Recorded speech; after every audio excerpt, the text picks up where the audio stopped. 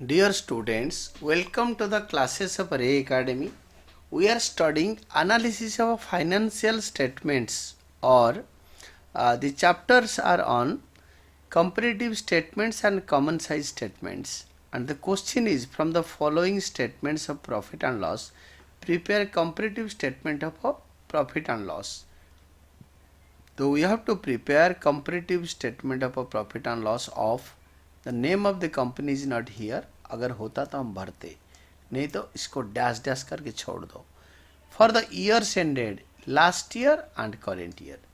Last year का नाम इधर आएगा, क्वेश्चन से देखो. करेंट ईयर भी क्वेश्चन से देख कर यहाँ पे भरो. There will be 5 columns that is like 1 2 3 4 and 5. 4 column almost आधी पेज का एक पोर्शन में होगा, हाफ पोर्शन में, और ये पर्टिकुलर्स हाफ पोर्शन में होगा. C particulars last year and current year with absolute amount.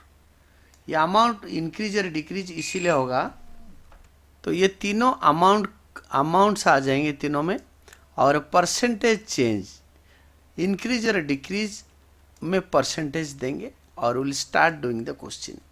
हमारा सबसे पहले इनकम साइड आएगा.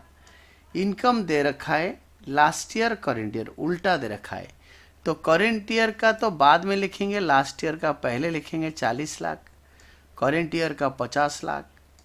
40 लाख से 50 लाख हो गया था, 10 लाख इंक्रीज कैसे आएगा? Current year's revenue minus last year's revenue rupees 40 is equal to increase in revenue amount is rupees 10 lakh. और परसेंटेज चेंज निकालने के लिए absolute change rupees divided by last year's value rupees 40 lakh multiplied by 100 is equal to 25%. ये 25% 100 multiply करने के बाद percentage change में आएगा 25%. देन और रेवेन्यू फ्रॉम ऑपरेशंस में कुछ है नहीं, that this is the total.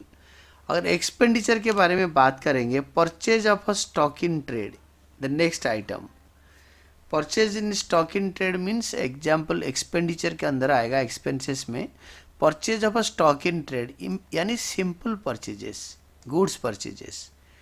Last year उल्टा दे रखा है. लास्ट ईयर का इट इज 28,50,000, करेंट ईयर का इट इज 34 लाख. अगर एब्सोल्यूट चेंज अमाउंट निकालेंगे, करेंट ईयर का value rupees 30 lakh minus last year का value rupees 28,50,000 is equal to rupees 50,000 positive plus. अगर ये एब्सोल्यूट चेंज अमाउंट से परसेंटेज निकालना चाहेंगे तो absolute change amount 5 lakh divided by last year's value 28,50,000 multiplied by 100 to find out percentage will be plus 9.30.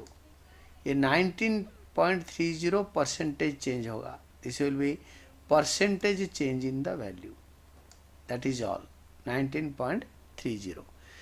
Purchases of stock in trade का ये हो गया. इसके अंदर आपके ओपनिंग और क्लोजिंग स्टॉक का वैल्यू है नहीं. Then next one will be changes in inventories of stock in trade. Changes in inventories में opening stock less closing stock. It can be changes in inventories of stock in trade. तो ये नीचे भी दे रखा है stock in trade आया कैसे, notes to accounts में. Opening inventory less closing inventory, तो हमें ओपनिंग इन्वेंट्री से क्लोजिंग इन्वेंट्री यहाँ पे कम हो गया, तो यहाँ पे प्लस में आ गया फिगर्स दोनों, तो उसका कोई फ़र्क नहीं पड़ता. इसको भी ओपनिंग इन्वेंट्री क्लोजिंग इन्वेंट्री यहाँ पे नहीं दिखाते, खाली चेंजेस इन इन्वेंट्रीज दिखाते हैं. लास्ट ईयर का आज given in the notes to accounts, last year का रुपीज 1,50,000, करेंट ईयर का rupees 1 lakh. It is current year's value rupees 1 lakh minus last year's value rupees 1,50,000, current year's value minus last year's value rupees 1 lakh minus rupees 1,50,000, that is equal to minus 50,000. that is equal to minus 50,000. minus 50,000 means decrease हो गया. 1 lakh is lesser than 1,50,000 minus 1,50,000. This is absolute change amount. ये देखो amount rupees. अगर हम percentage change में निकालेंगे minus rupees 50,000 divided by plus rupees 1,50,000 यानी last years figure multiplied by 100 to find the percentage is equal to minus 33.33%. It is negative. Then इसके बाद हमारा दे रखा है employee benefit expenses.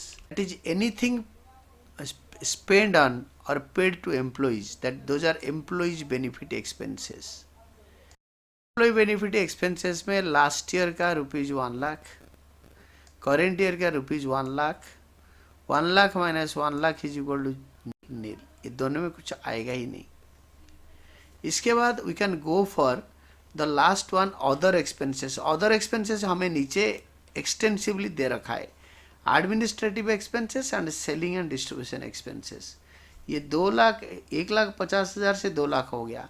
तो हम आइदर यहाँ पे आपके जो आया है इसके अंदर दोनों एक्सपेंडिचर को यहाँ पे लिखेंगे 1 और 2 करके, और that will be like this administrative expenses and selling and distribution expenses. दोनों लिखना बेटर होगा, बट मैंने इसको एक ही लिखा है.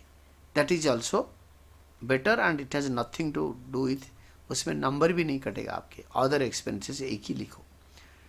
that is current year का 1,50,000 you can see, और current year का नहीं, last year का 1,50,000, current year का रुपीज 2 लाख. तो एब्सोल्यूट चेंज निकालने के लिए current year's value rupees 2 lakh minus last year's value rupees 1,50,000 is equal two plus 50,000, यानी absolute change increase in the amount rupees 50,000. अगर परसेंटेज चेंज निकालना होगा तो absolute change in amount rupees 50,000 divided by last year's value rupees 1,50,000 multiplied by 100 to find percentage is equal to 33.33%. then हम लोग सारे expenses का totalling कर देंगे. total in this column, in this we can find total. यहाँ पे हमें total निकलेगा. total of all expenses, ये चारों expenses का total करेंगे. इसको अगर हम 2 करते तो 5 expenses होता. यहाँ पे selling and distribution, office and administration या administrative expenses and selling and distribution expenses. Then you can see ये सारे एक्सपेंसेस को टोटल करो. ये total expenses will be 32,50,000. For the current year it is rupees 38 lakhs. तो absolute change अमाउंट कैसे निकलेगा? current year's value rupees 38 lakhs minus last year's value rupees 32,50,000. that is equal to rupees 5,50,000. it is increase per amount. अगर हमें percentage निकालनी है तो absolute change amount rupees 5,50,000 divided by last year's value 32,50,000 multiplied by it will give you percentage which is 16.92%. then total revenue से हम अगर total expense minus करेंगे we can get net profit before tax. that will be our final answer. यहाँ पे income tax है नहीं, तो this is net profit. you can say net profit before tax 1 and 2. this is 1 total minus 2 total.